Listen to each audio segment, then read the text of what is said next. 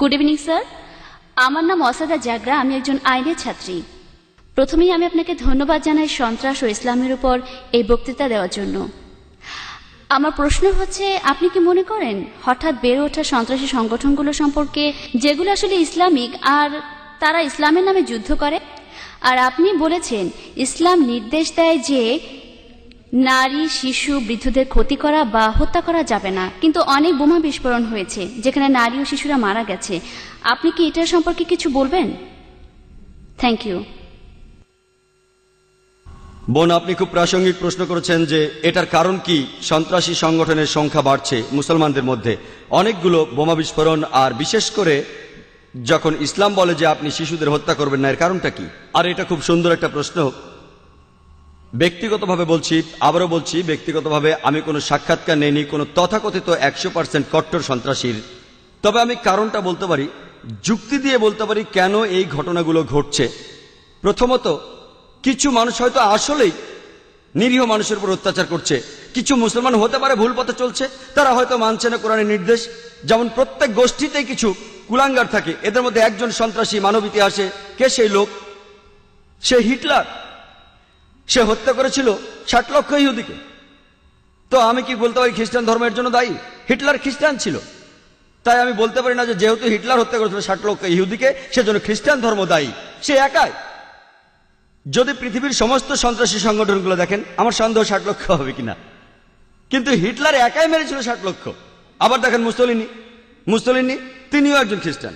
তাই যেহেতু মুসলিনি হত্যা করেছে হাজার হাজার নিরীহ মানুষ, তার অর্থ এই না যে আমি খ্রিস্টান ধর্মকে এর জন্য দায়ী করব। তাই কুলাঙ্গার থাকতে পারে প্রত্যেক ধর্মেই। কুলাঙ্গার, ওরা নিজেদের মুসলমান বলতেই পারে, আর এটা ভুল হতে পারে। 2 নম্বর পয়েন্ট, এটা হতে পারে ওই লোকগুলো হয়রানির শিকার। যদি প্রশ্ন করেন আজকে কোনো ইন্ডিয়ান দেশের স্বাধীনতার জন্য যুদ্ধ করছে না, আপনি কি দেখেছেন কোনো ইন্ডিয়ান স্বাধীনতার জন্য যুদ্ধ করছে? না। কিন্তু 100 বছর আগে অনেকেই করেছেন। তা আপনি যদি প্রশ্ন করেন ভাই জাকের, কেন 100 বছর আগে অনেক ইন্ডিয়ান তাদের স্বাধীনতার জন্য যুদ্ধ করত? কারণ ব্রিটিশ সরকার ইন্ডিয়া শাসন করত। এই কারণেই মানুষ স্বাধীনতার জন্য যুদ্ধ করত। আজকে ব্রিটিশ সরকার চলে গেছে, তাই কেউ আর স্বাধীনতার জন্য যুদ্ধ করছে না। সেজন্য হতে পারে এই মুসলমানরা হয়রানির শিকার হয়েছে, তাদের উপর অন্যায় করা হয়েছে। আর এই ধরনের ঘটনা পৃথিবীর বিভিন্ন জায়গায় ঘটছে, যেমন প্যালেস্টাইন। যদি আপনি ইতিহাস দেখেন তাহলে আপনি সেখানে দেখবেন, যদি আপনি ইতিহাস ঘাটেন আপনি দেখতে পাবেন যে তারা আসলেই হয়রানির শিকার হয়েছে। আর যখন কেউ তাদের সাহায্য করতে আসেনি, তাদের যা ছিল তাই নিয়ে তারা মোকাবেলা করেছে। যেমন ধরেন সেই ঘটনা যা বাইবেলে লেখা আছে, ডেভিড আর গোলিয়াথ, একটা পাথরে আনাপ ছিল। তাই দোষটা আমাদেরই, আমরাই দায়ী, কারণ আমরা এই সমস্যার মূল কারণ খুঁজছি না। যদি কোনো সন্ত্রাসী সংগঠন থাকে, আমাদের সেখানে গিয়ে দেখতে হবে, খুঁজে বের করতে হবে কি কারণে তারা সন্ত্রাসের পথ বেছে নিয়েছে। শুধুমাত্র এভাবেই সমাধান করা যেতে পারে। তাদেরকে হত্যা করে সমস্যার সমাধান করা যাবে না। আপনি একজনকে হত্যা করবেন, 10 জন আসবে। আমাদেরকে কি করতে হবে? পেছনে ফিরতে হবে, দেখতে হবে কারণটা কি, কোন কারণে আপনারা এই পথ বেছে নিয়েছেন। আমাদের খুঁজে বের করতে হবে মূল কারণ। এখানে উদাহরণ হিসেবে বলা যায় প্যালেস্টাইন। যখন হিটলার হত্যা করেছিল 60 লক্ষ ইহুদিদের তাড়িয়ে দেওয়া হয়েছিল জার্মানি থেকে। আর তখন প্যালেস্টাইনরা বলেছিল আহলান ওয়া সাহলান, তোমরা আমার জ্ঞাতি ভাই, চলে এসো, আমাদের সাথে থাকো। ব্যাপারটা এরকম যে এক অচেনা লোককে বললাম কোনো অসুবিধা নেই, আমার ঘরে থাকো। কয়েক বছর পর সে আমাকে ঘর থেকে তাড়িয়ে দিল। আর আমি যখন চিল্লাপাল্লা শুরু করলাম ঘরের বাইরে গিয়ে যে এই লোকগুলো আমার ঘর দখল করে নিয়েছে, তখন আপনি আমাকে সন্ত্রাসী বললেন। আমি কি সন্ত্রাসী? আমি আশ্রয় দিয়েছিলাম এক অচেনা লোককে, শুধুমাত্র মানবতার কারণে আশ্রয় দিয়েছিলাম আমার ঘরে। কয়েক মাস পরে সে আমাকে তাড়িয়ে দিল, আমি বললাম ঘর ফেরত চাই, আপনি আমাকে বললেন সন্ত্রাসী। কাকে দোষ দেব? দোষ আমাদেরই, আমরাই দোষী। আমাদেরই খুঁজে বের করতে হবে এই সমস্যার কারণটা কি। সর্বশক্তিমান আল্লাহ আমাদেরকে বুদ্ধি দিয়েছেন, এমনকি এই শক্তিও দিয়েছেন সবাইকে একত্রিত করার। যদি আপনি মূল কারণটা দেখেন, আপনি জানবেন যে কেন একজন মানুষ মরতে চায়। কে মরতে চায়? কে মরতে চায়? যে মানুষটা বলে যে আমি নিজে তো মরবই, তাহলে কেন আর কয়েকজন সঙ্গে নিয়ে মরবো না? তাহলে আপনি যদি কোনো মনোবিজ্ঞানীকে প্রশ্ন করেন, তিনি বলবেন যে মূল কারণে যেতে হলে এই লোকগুলোকে জিজ্ঞেস করতে হবে কেন তারা এসব করছে। আর অনেক সময় আপনি দেখবেন যে এর পেছনে কোনো না কোনো কারণ আছে। আর কারণটা হতে পারে তারা হয়রানির শিকার হয়েছে। আর কিছু মানুষ হতে পারে আসলে সন্ত্রাসী। কেউ মানুষকে ভয় দেখায় টাকার জন্য, কেউ খ্যাতির জন্য, কেউ রাজনীতির জন্য। তাই আমি একমত বোন, তবে বেশিরভাগই আমি মনে করি তাদের হয়রানি করা হয়েছিল। হতে পারে তারা মুসলমান, হতে পারে হিন্দু, হতে পারে খ্রিস্টান, একটা তীব্র প্রতিক্রিয়া দেখা দেবে যখন মানুষ আর সহ্য করতে পারে না। তার উপর যে অত্যাচার হচ্ছে তখন সে প্রতিবাদী হয়ে ওঠে। আর মনোবিজ্ঞানীও বলেন, আমি একজন ডাক্তার, আমি বলতে পারি যে তারা শোধ নেওয়ার চেষ্টা করবে, এটা মানুষের স্বভাব। তাহলে একজন মানুষ যে একটা আঙ্গুলও উঁচু করতে চায় না, কেন সে একটা বন্দুক হাতে তুলে নেবে? কেন? তাহলে আমাদের কি করতে হবে? আমাদের মূল কারণ খুঁজে বের করতে হবে আর চেষ্টা করে সমস্যার সমাধান করতে হবে। এটাই একমাত্র উপায় সবার ভালোর জন্য, যে এই সন্ত্রাস নিরীহ মানুষের উপর বন্ধ করতে হবে আর সব মানুষ যেন একসাথে থাকতে পারে এক জাতি হিসেবে। আমার নাম রবি কুমার, আমি একজন সফটওয়্যার ইঞ্জিনিয়ার। প্রথমেই আমি অনুরোধ করছি আমার ইন্ডিয়ান ভাইদের যে সবসময় 11ই সেপ্টেম্বরকে যুক্ত করবেন না সন্ত্রাসের সাথে, কারণ অনেক ঘটনাই ঘটছে ইন্ডিয়াতে।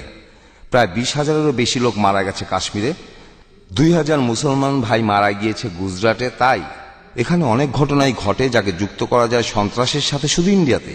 যেমন আমরা যোগ করতে পারি 13ই সেপ্টেম্বরকে সন্ত্রাসের সঙ্গে, আর যেদিন আকসাদামের মন্দিরে কিছু লোক ঢুকেছিল তাকে যুক্ত করা যায় সন্ত্রাসের সাথে। আমি ধন্যবাদ জানাই মিস্টার জাকির নায়েককে জেহাদ সম্পর্কে ভুল ধারণাগুলি পরিষ্কার করার জন্য। আমার প্রশ্নটা হলো যে আপনি বলেছিলেন শুধুমাত্র একজন লোকের কারণে একটা দেশকে আক্রমণ করা যায় না। এখন আমি আপনাকে একটা কাল্পনিক ঘটনা বলি। ধরেন আমি গেলাম কোন একটা আরব দেশে, আমি খুব বড় ক্ষয়ক্ষতি করলাম, আমি সেখানে লক্ষ কোটি মানুষ মারলাম, তারপর আমি ইন্ডিয়াতে চলে এলাম। তারপর সেই দেশটা প্রমাণ দিল আমাকে, প্রমাণ দেখালো ইন্ডিয়ার সরকারকে, এই বলে যে লোকটা আমাদের দেশে এই ক্ষয়ক্ষতি করেছে। আর ইন্ডিয়ার সরকার বারবার বলছে যে প্রমাণটা যেটা তোমরা দেখিয়েছো সেটা যুক্তিপূর্ণ না। আর সেই প্রমাণটা দেখেছে অন্য দেশগুলো, তারা সবাই একমত।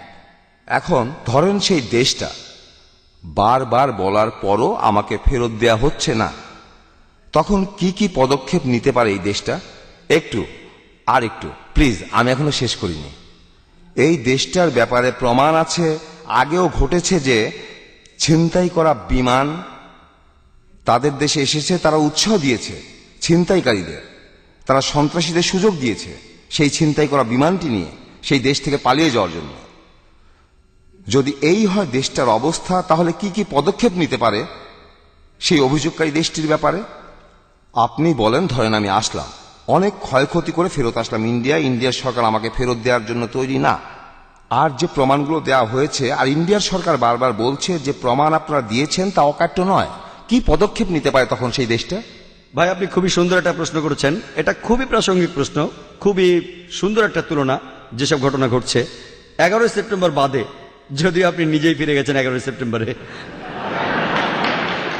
যদি আপনি যান সৌদি আরবে অথবা অন্য কোনো আরব দেশে, যদি ক্ষয়ক্ষতি করেন এবং সৌদি আরব প্রমাণ দেয় এখানে যে আপনি আসলেই একজন অপরাধী, যদি ইন্ডিয়ান সরকার একমত না হয়, সৌদি আরব বা অন্য কোনো আরব দেশ বোমা মেরে আমাদেরকে উড়িয়ে দিতে পারে না।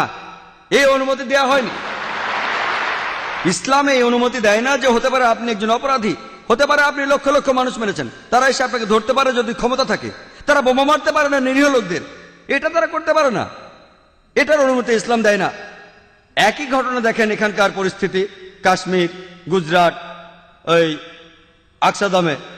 আমি বলবো আগে যাই ঘটে থাকুক না কেন, কেন 2 সন্ত্রাসী ভিতরে ঢুকেছিল?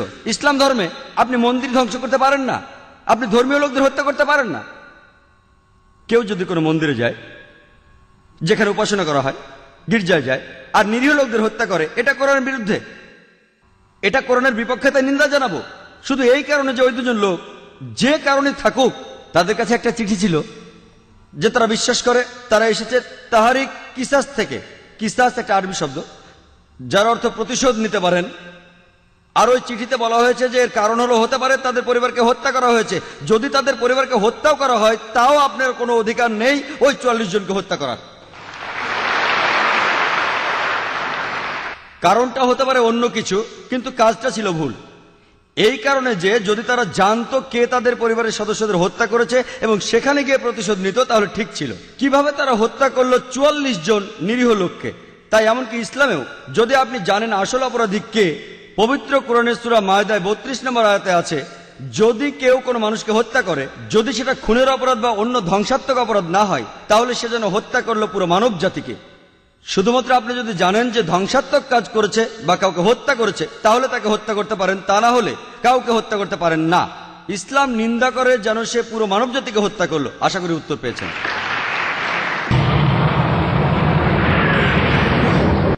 আসসালামু আলাইকুম ব্রাদার। ব্যক্তিগতভাবে আমি এই প্রশ্নটা করতে চাই। বর্তমানে সামাজিক, রাজনৈতিক আর ধর্মতাত্ত্বিক প্রেক্ষাপটের সামনে আজকের পৃথিবীতে যা দেখছি, আমি খুব দ্বিধাদ্বন্দ্বে আছি যে কোন পক্ষে যাব। আমি এটাও বুঝছি না যে কোনটা ঠিক আর কোনটা ভুল। যাবতীয় কুসংস্কারকে বাদ দিয়ে এটা আজকে প্রমাণিত যে বিশ্বাসীদের কাজকর্ম দিয়েই কোনো ধর্মকে বিচার করা যায়। এই যুক্তিটা ধরে নিয়ে কিভাবে আমি মনস্থির করব, কিভাবে আমি আমার বিশ্বাসকে ঠিক রাখব। বেশ কিছু ব্যাপারে মতামতের অমিল হচ্ছে আমার সাথে আমার সঙ্গী সাথীদের। ব্যক্তিগতভাবে আপনি কি সমর্থন করবেন সাদ্দাম হোসেনকে, পারস্যের মুজাহিদ যোদ্ধাদের, প্যালেস্টাইনে আত্মঘাতী যোদ্ধার মৃত্যুকে?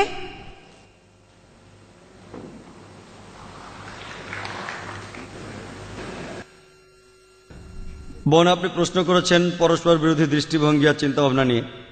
তিনি জানেন না কোনটা তার জন্য ঠিক, কার সাথে তিনি একমত হবেন, কার সাথে হবেন না, কি করা উচিত। তিনি আমাকে প্রশ্ন করেছেন যে আমি সমর্থন করি কিনা যা ঘটেছে প্যালেস্টাইনি মুজাহিদদের, যা হয়েছে সাদ্দাম হোসেনের ক্ষেত্রে ইত্যাদি। বোন, আমি আগেও বলেছি অনেক ক্ষেত্রে এগুলো হচ্ছে রাজনীতি।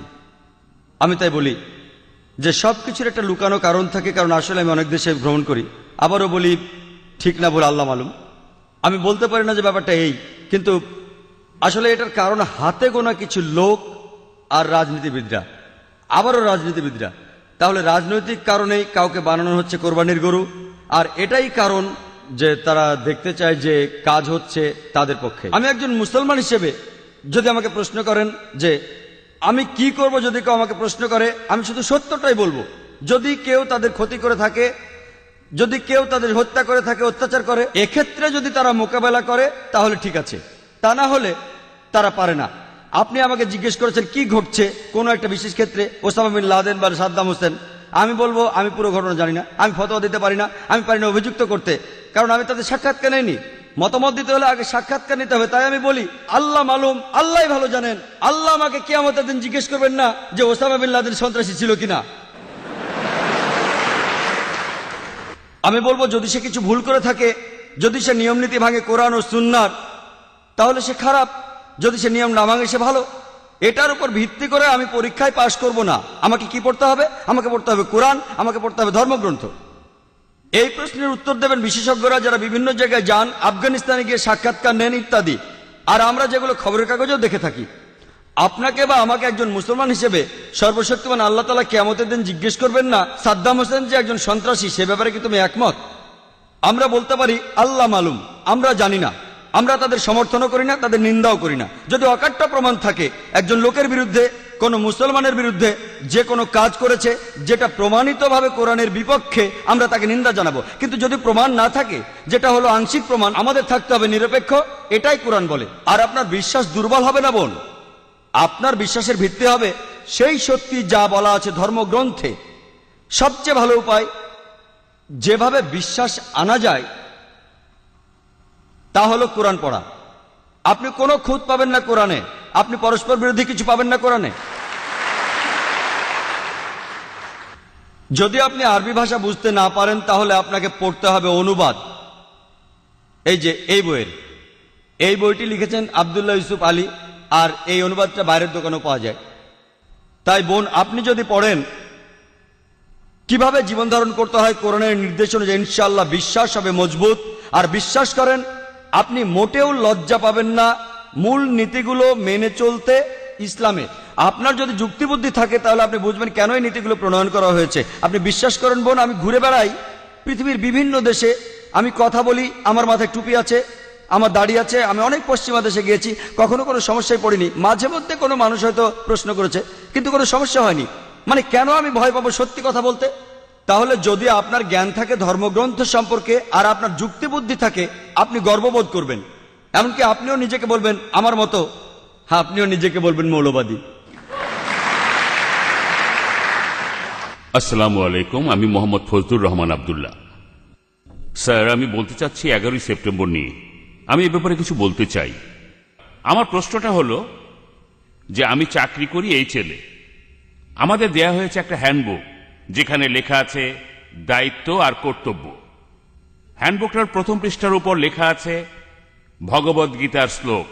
আমি শ্লোকটা বলছি। लाइक यदा यदा हि धर्मस्य ग्लानिर्भवति भारत अभ्युत्थानम् अधर्मस्य तदात्मानं सृजाम्यहम् परित्राणाय साधूनां विनाशाय च दुष्कृता धर्म संस्थापनार्थाय संभवामि युगे युगे। তারা বিশেষ করে উল্লেখ করেছে যে परित्राणाय साधूनां विनाशाय च दुष्कृता। যদি আপনি চান রক্ষা করতে সত্যকে অথবা ভালোকে, আপনাকে দূর করতে হবে খারাপ জিনিসকে, অন্য কোনো উপায় নেই। ঠিক আছে, তারপর আমি বলছি ওই শেষের দিকের শ্লোকটা হলো যে धर्म संस्थापनार्थाय संभवामि युगे युगे। এর অর্থ হলো আমি সব যুগেই, ঈশ্বর বলেছেন যে আমি সব যুগেই পৃথিবীতে আসি, কিন্তু আমাদের বিশ্বাস হলো, আমার হিন্দু ভাইদের বিশ্বাস হলো আমি সব যুগেই পৃথিবীতে আসি। আমি বলবো মিস্টার জাকির নায়েককে এটার ব্যাখ্যা করতে, এই যে বিশ্বাসগুলো আমাদের আছে এগুলো ঠিক না ভুল। ধন্যবাদ। আমি আবারও অনুরোধ করছি দর্শক এবং ভলেন্টিয়ারদের, আমরা প্রশ্ন আশা করছি অমুসলিমদের কাছ থেকে, যাতে তাদের ভুল ভাঙাতে পারি, আর তারপর মুসলমানদের কাছে আসব। তারা তো অনেক অনুষ্ঠানে উপস্থিত থাকছেন।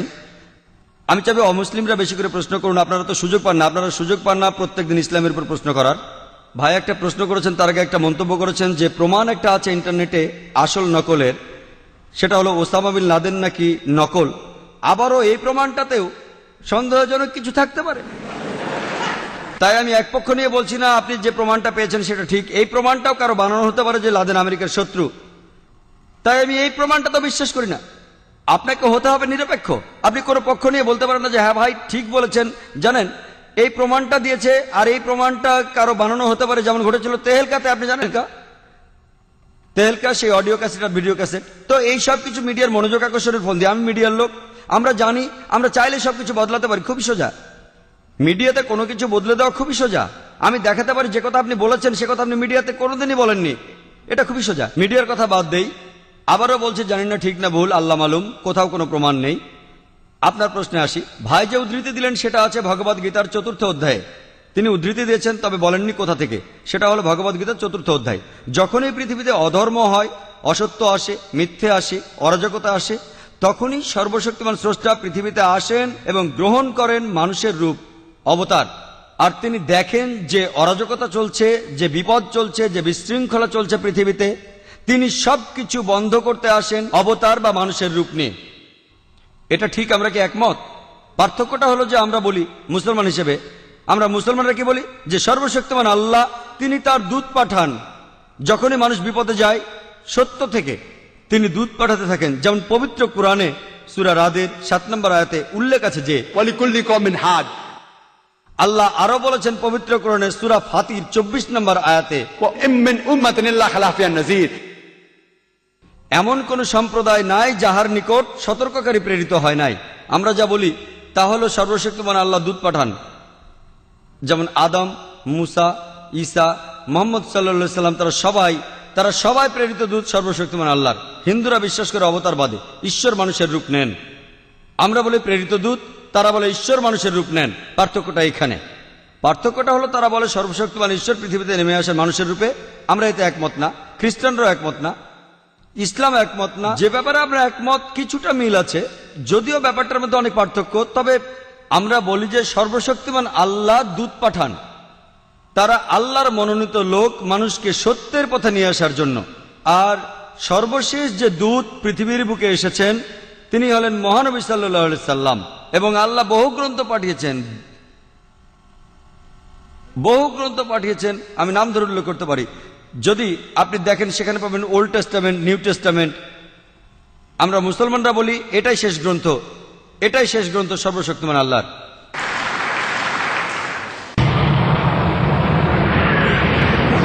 গুড ইভিনিং স্যার, আমার নাম রাজকুমার, আমি মেডিকেল ফাইনাল ইয়ারের ছাত্র স্ট্যানলি মেডিকেল কলেজে। আমার প্রশ্নটা হলো, ইন্ডিয়ান মুসলমানরা কেন সবসময় ইন্ডিয়ান সিভিল কোর্টের বিরোধিতা করে? কেন ইন্ডিয়ার মুসলমানরা কমন সিভিল প্রসিডিওর কোর্টের বিরোধিতা করে? ধন্যবাদ। ভাই আপনি খুব সুন্দর একটা প্রশ্ন করেছেন যে কেন মুসলমানেরা বিরোধিতা করে কমন সিভিল কোর্টের। ভাই আমি কমন সিভিল কোর্টের পক্ষে, কিন্তু সেই কমন সিভিল কোর্টকে হতে হবে সবচেয়ে স্বচ্ছ, যেখানে ন্যায় বিচার পাওয়া যায়। আমি এর পক্ষে। এমনকি যদি ইন্ডিয়ার সমস্ত মুসলমানেরা এর বিরোধিতা করে, আমি ডাক্তার জাকির নায়েকের পক্ষে, এবং আমি তর্ক করতে রাজি, আমি কথা বলতে রাজি আছি, যুক্তির সাথে আলোচনা করতে, কোন নিয়মটা সবচেয়ে সেরা, কোন আইনটা সবচেয়ে সেরা। আর আপনারাই বের করেন যে আইনটা সবচেয়ে বাস্তবসম্মত, সেটা প্রয়োগ করুন। আমি এখানে বলবো যে সারা ইন্ডিয়াতে কমন সিভিল কোর্ট একটাই থাকুক, ক্রিমিনাল কোর্টও, শুধু সিভিল কোর্ট কেন, কমন সিভিল কোর্ট থাকুক, কমন ক্রিমিনাল কোর্টও থাকুক। কিন্তু আমাদের আগে ঠিক করতে হবে যে কোন আইনটা সবচেয়ে সেরা। যেমন একজন হিন্দু মহিলা আমাকে জিজ্ঞেস করেছিলেন যে কেন ইসলাম একজন পুরুষকে একাধিক স্ত্রী রাখার অনুমতি দেয়। আমি উত্তর দিয়েছিলাম এবং প্রশংসা পেয়েছিলাম। এই উত্তরে একমত হলে আপনাকে কমন সিভিল কোর্টে লিখতে হবে যে একজন পুরুষ একজনের বেশি স্ত্রী রাখতে পারবেন। আমরা জানি পৃথিবীতে মহিলার সংখ্যা পুরুষের চেয়ে বেশি, এর জন্য কোনো সমাধান নেই, কোনো ধর্মের সমাধান দেয়নি, যদিও কোনো ধর্ম বলে না যে মাত্র একটাই বিয়ে করুন, শুধুমাত্র কোরআন ছাড়া। আমি একটা উদাহরণ দিয়েছিলাম যে হিজাবের সঙ্গে ধর্ষণের সম্পর্ক। আমি উপমা দিয়েছিলাম যে সবচেয়ে কঠিন যে শাস্তিটা আমরা দিতে পারি, যে সর্বোচ্চ শাস্তিটা আমরা দিতে পারি, যার ফলাফল সবচেয়ে ভালো, যেমন ইসলাম বলে মহিলাদের হিজাব পরা উচিত, কোনো পুরুষ কোনো মহিলাকে দেখলে তার দৃষ্টি নিচু করবে, তারপরেও যদি কোনো পুরুষ ধর্ষণ করে সে সর্বোচ্চ শাস্তি পাবে, সেটা হলো মৃত্যুদণ্ড। আমি আমেরিকার পরিসংখ্যান দিয়েছিলাম যে 1990 সালে FBI এর রিপোর্ট অনুযায়ী 1756টি ধর্ষণ সংঘটিত হয়েছে প্রত্যেক দিন 1990 সালে। 1996 সালে US ডিপার্টমেন্ট অফ জাস্টিসের রিপোর্ট অনুযায়ী 2713টি ধর্ষণের ঘটনা ঘটেছে প্রত্যেক দিন 1996 সালে, অর্থাৎ প্রতি 32 সেকেন্ডে একটি ধর্ষণ ঘটছে। আমরা এখানে যে 2 ঘন্টা ধরে আছি, আমেরিকায় 200-রও বেশি ধর্ষণের ঘটনা ঘটে গেছে এই সময়ের মধ্যে। আমি বলছি যদি আপনারা ইসলামী শরিয়া মেনে চলেন যে যখনই কোনো পুরুষ মহিলার দিকে তাকাবে সে তার দৃষ্টি নিচু করবে, প্রত্যেক মহিলা ইসলামী হিজাব পরবে, পুরো শরীর ঢাকা থাকবে মুখ ও হাতের কবজি বাঁধে, তারপরও যদি কেউ ধর্ষণ করে সে সর্বোচ্চ শাস্তি পাবে। আমি একটা প্রশ্ন করছি, ধর্ষণের হার কি তাতে বাড়বে, একই রকম থাকবে নাকি কমে যাবে?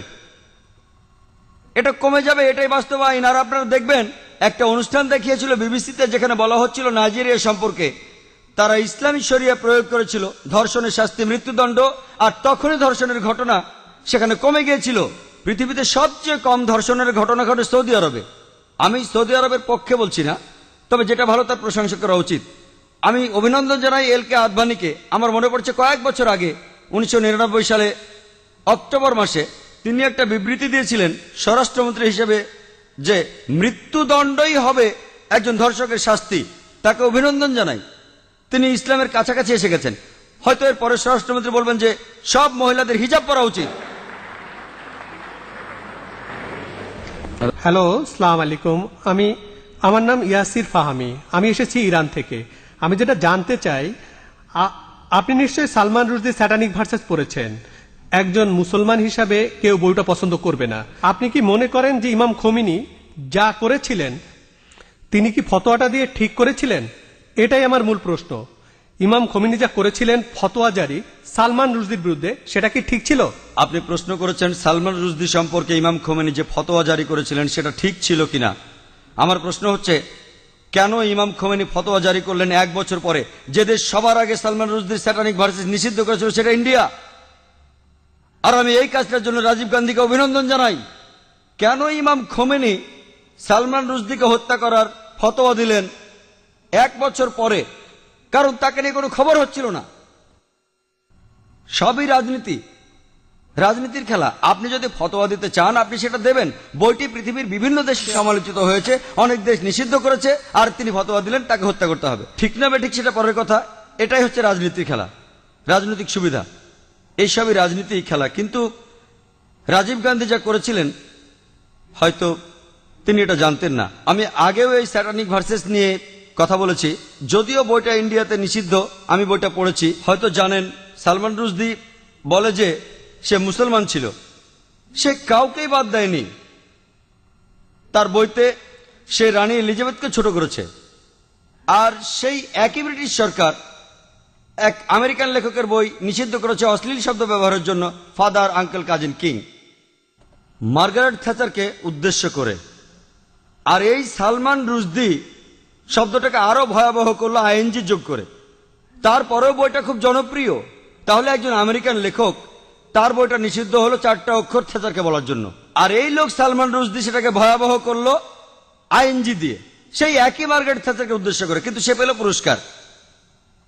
কেন? কারণ সে ইসলামের নিন্দা করেছে, এতে তারা খুব খুশি। আর আপনি কি জানেন সে বাদ দেয়নি রাম সীতাকেও? এদেরকে শ্রদ্ধা করে বেশিরভাগ ইন্ডিয়ান, তাদেরকেও ছোট করেছে। আমি শব্দটা আর বলতে চাই না, সে তাদেরকেও ছোট করেছে, তাদেরকেও ছাড়েনি। আর অনেক লোকই সেটা সমর্থন করে। তাই রাজীব গান্ধী সম্ভবত জানতেন না, কিন্তু পরে তিনি বইটা পড়ে বুঝতে পেরেছেন যে কাউকে সেখানে বাদ দেওয়া হয়নি। তাহলে কেউ যদি সব সময় নিন্দা করে, পবিত্র কোরআনে সূরা মায়দার 33 নম্বর আয়াতে উল্লেখ আছে যে যদি কোনো ব্যক্তি আল্লাহর বিরুদ্ধে যুদ্ধ করে, আর তার নবীর বিরুদ্ধে, অনেকগুলো পদ্ধতি আছে। একটা হচ্ছে তাকে মৃত্যুদণ্ড দিন, ক্রুশবিদ্ধ করুন, বিপরীত দিক থেকে হাত পা কেটে ফেলুন, অথবা দেশ থেকে বহিষ্কার করে দিন। আর এই আইন শুধু কোরআনে নয়, এটা বাইবেলেও আছে। যদি আপনি বুক অব লেভিটিকাস পড়েন, সেখানে আছে যদি কেউ ধর্মের বিরুদ্ধাচরণ করে তাকে পাথর নিক্ষেপ করে হত্যা করো। এমনকি একজন পথিকও তাকে পাথর নিক্ষেপ করতে পারে যে ধর্মের বিরোধিতা করে। তাহলে এই আইন সব ধর্মগ্রন্থে আছে, শুধুমাত্র ইসলামে নয়, বেশিরভাগ ধর্মগ্রন্থেই এ কথা আছে। হতে পারে খ্রিস্টান ধর্ম, হতে পারে ইসলাম ধর্ম, হতে পারে ইহুদি ধর্ম। স্রষ্টার বিরোধিতা যদি নিশ্চিতভাবে ঈশ্বরের বিরোধিতা করা হয়, অন্য কোনো দেশে সীমা নাই।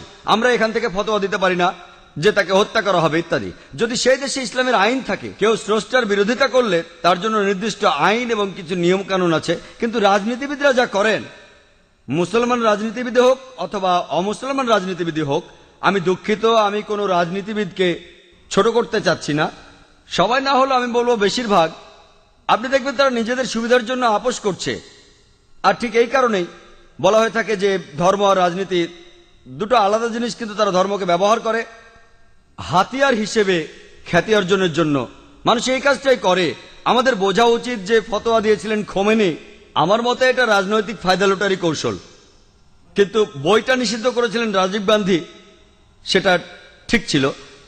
তিনি নিষিদ্ধ করেছিলেন প্রথম, আর এখন এই নিষেধাজ্ঞা তুলে নেওয়া হচ্ছে। আমি জানি না এই নিষেধাজ্ঞা আছে না তুলে নিয়েছে। এই নিষেধাজ্ঞা তুলে নেওয়ার জন্য দাবি এসেছিল।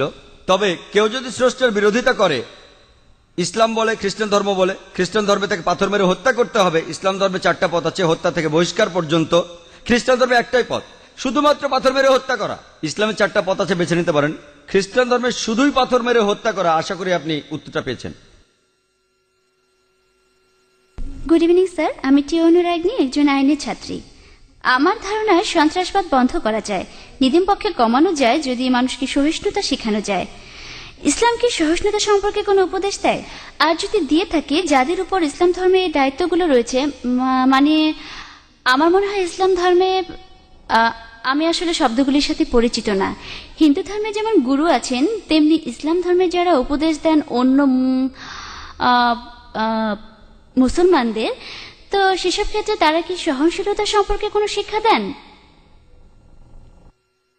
বোন, আপনি সুন্দর একটা প্রশ্ন করেছেন। ঠিকই বলেছেন যে সন্ত্রাস কমানো যায় সহনশীলতা চর্চার মাধ্যমে। ইসলাম সহনশীলতা শেখায় কিনা, ইসলামের ধর্মীয় নেতারা তারা সহনশীলতা শিক্ষা দেন কিনা? বোন, আমি আগেও বলেছি, বেশ দ্রুতই বলেছিলাম, আমি এটার উপরে খুব একটা গুরুত্ব দেইনি। অনেকগুলো শর্তের একটা, যে কোনো মানুষের জন্য জান্নাতে যেতে হলে, বেহেশতে যেতে হলে, স্বর্গে যেতে হলে, সেটা হলো সহনশীলতা। পবিত্র কোরআনে সূরা আল আসরের 1 থেকে 3 নম্বর আয়াতে বলা হয়েছে যে ওয়াল আসর ইন্নাল ইনসানা ফি খুসর ইল্লা আল্লাযিনা আমানু ওয়া আমিলুস সলিহাতি ওয়া তাওয়াসাউ বিল হাক্কি ওয়া তাওয়াসাউ বিস সবর। মহাকালের শপথ, মানুষ অবশ্যই ক্ষতিগ্রস্ত, কিন্তু উহারা নহে যাহারা ঈমান আনে ও সৎকর্ম করে এবং পরস্পরকে সত্যের উপদেশ দেয়, এটা বলে দাওয়া। আর সহনশীলতা ও ধৈর্যের উপদেশ দেয়। সহনশীলতা হলো জান্নাতে যাওয়ার অন্যতম একটি শর্ত। যদি আপনি সহনশীল না হন, সূরা আসর অনুযায়ী আপনি বেহেশতে যেতে পারবেন না। শুধু সহনশীল হলেই চলবে না, অন্য মানুষকেও সহনশীলতার পথে আনতে হবে। তবে সহনশীলতা শব্দটার অনেক রকম অর্থ করা যায়, আর বিশেষজ্ঞরা বলবেন সহনশীলতারও একটা সীমা আছে। সহনশীলতা বলতে কি বোঝেন? ভালো, কেউ যদি আপনার সাথে অন্যায় কিছু করে, আপনি প্রতিশোধ নিলেন না, খুব ভালো, কতদিন করবেন? তাই সহনশীলতারও একটা সীমা আছে। আর ইসলাম ধর্মে জালিম সেই লোক যার কাজ হলো জুলুম করা। অর্থাৎ আপনি বলতে পারেন যে ক্ষতি করে সবার। জালিম রয়েছে দুই প্রকার, এক প্রকার সে ক্ষতি করে অন্য মানুষের, আরেক প্রকার সে ক্ষতি করে নিজের। দুই প্রকার জালিম রয়েছে, দুইজনকে বলা হয় জালিম। একজন জুলুম করে অন্যের উপর, আরেকজন করে জুলুম নিজের উপর। আমাদের প্রিয় নবী সাল্লাল্লাহু আলাইহি সাল্লাম বলেছেন, এর উল্লেখ আছে সহিহ মুসলিম হাদিসে, যদি তোমার চোখের সামনে অন্যায় কিছু ঘটে, যদি তুমি পারো সেটা বন্ধ করো তোমার হাত দিয়ে। যদি হাত দিয়ে বন্ধ করতে না পারো, বন্ধ করো তোমার মুখ দিয়ে, তোমার জিহ্বা দিয়ে। যদি জিহ্বা দিয়ে বন্ধ করতে না পারো, অন্ততপক্ষে মনে মনে নিন্দা করো যে কাজটা অন্যায়। আর তুমি যদি এটা করো, তুমি একেবারে নিচের স্তরের বিশ্বাসী, নিচের স্তরের। তাই আমাদের কি করতে হবে? সহনশীল হতে হবে, অন্যকে হতে বলতে হবে। যেমন আল্লাহ বলেছেন পবিত্র কোরআনে সূরা বাকারার 153 নম্বর আয়াতে, ইন্নাল্লাহা মা'আস সাবিরিন, নিশ্চয়ই আল্লাহ সবরকারীদের সাথে আছেন। যখন তুমি সবর করো, খেয়াল রাখবে যেন সীমা অতিক্রম না করে।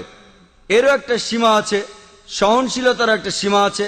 কোনো কিছু সীমা ছাড়ানোর আগে যদি আপনি দেখেন একজন মহিলাকে ধর্ষণ করা হচ্ছে, আপনি ওই মহিলাকে বলতে পারেন না সহ্য করেন, সমস্যা নেই।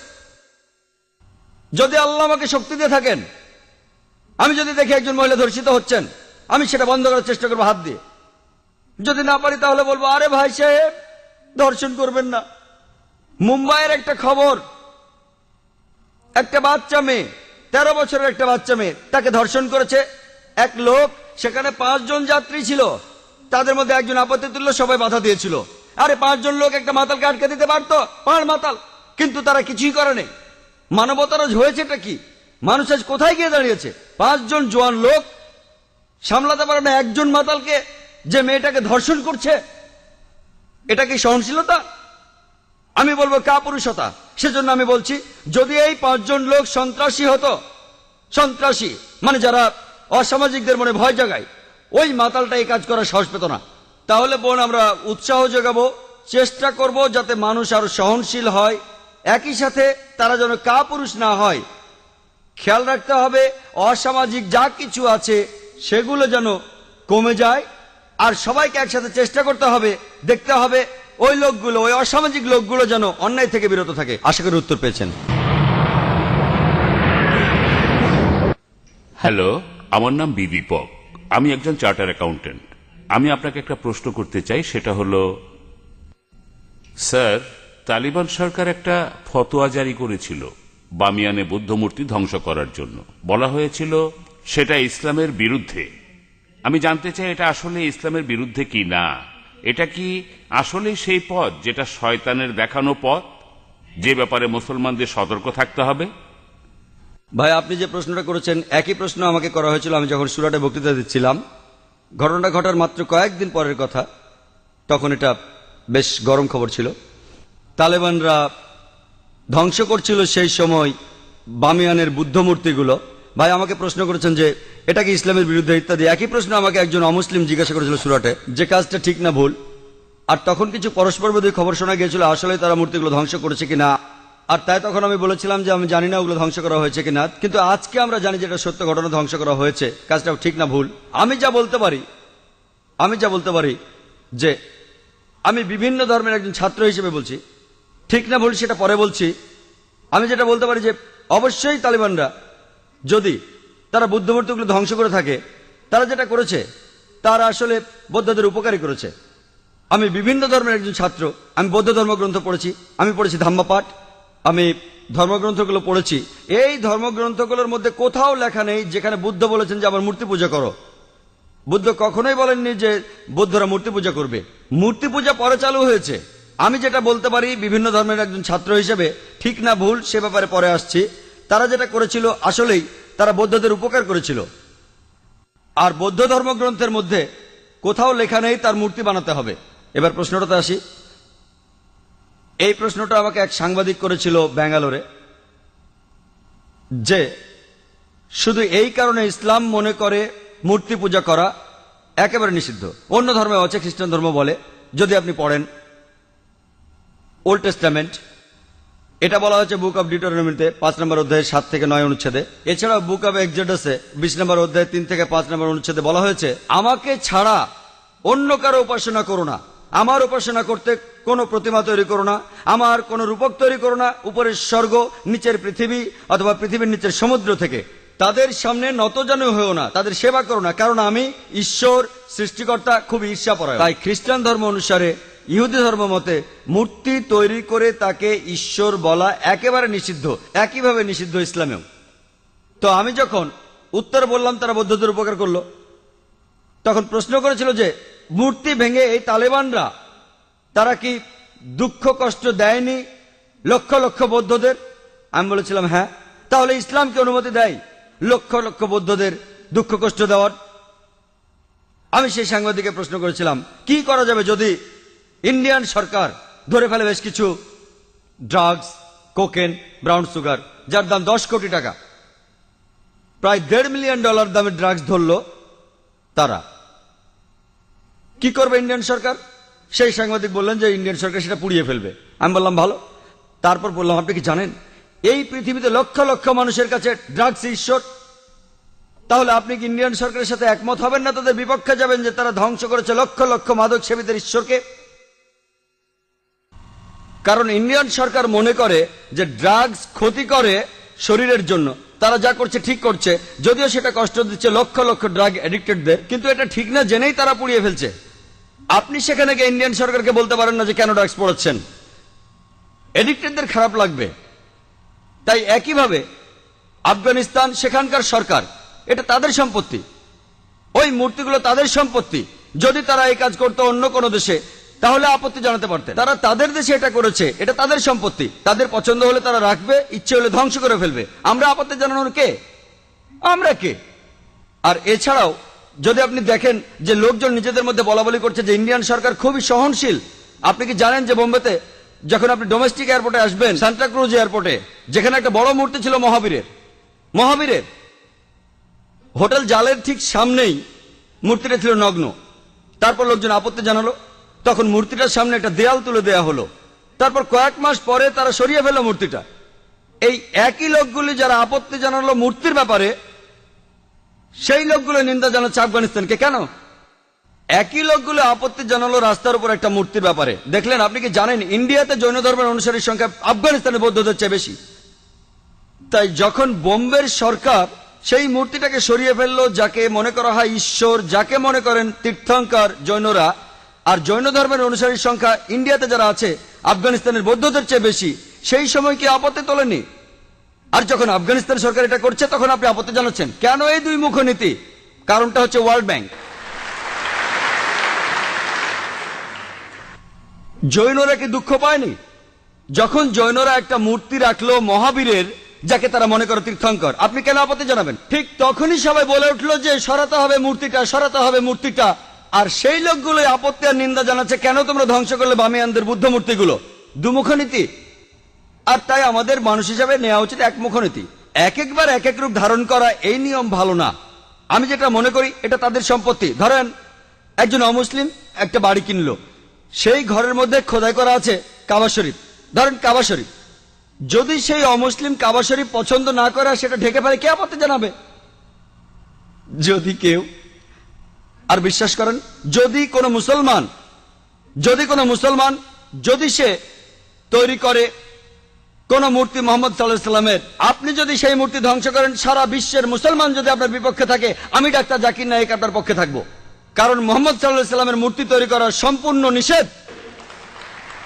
যদি কোনো মুসলমান পাগল মোহাম্মদ সাল্লাল্লাহু আলাইহি সাল্লামের মূর্তি তৈরি করে এবং তার পুজো করে, আর আপনি একজন অমুসলিম যিনি ইসলাম সম্পর্কে জানেন, আপনি যদি সেই মূর্তি ধ্বংস করেন, যদি সারা বিশ্বের মুসলমান আপনার বিপক্ষে থাকে, আমি ডাক্তার জাকির নায়েক আপনার পক্ষে থাকবো।